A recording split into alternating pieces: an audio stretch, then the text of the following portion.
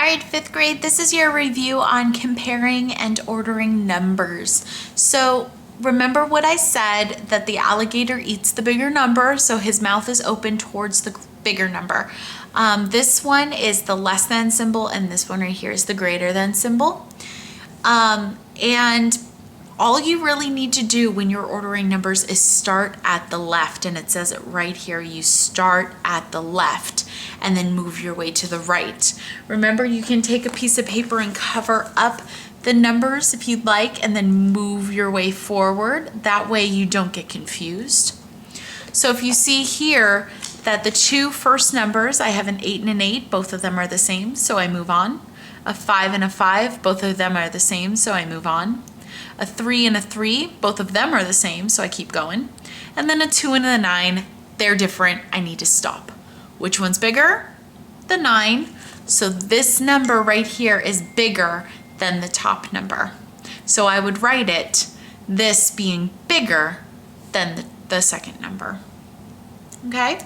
Ordering them from least to greatest, it's the same thing as before, comparing the numbers. Make sure that you are starting with the first number in each and then moving your way over. All right, so let's do a couple examples of together. So let's look at number 1. We have 479,059 and 479,056. So again, we start, our first two numbers are 4s, so we move on. A 7, same. 9, same. 0, same. 5, same. 9 and 6, they're different. Which one's bigger? That 9, so my alligator is going to eat that number, and it's greater than. All your numbers are just like this. Start at the left and move your way right.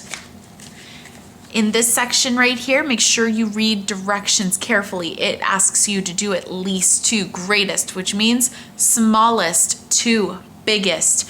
So you're going to find the smallest number and write that first.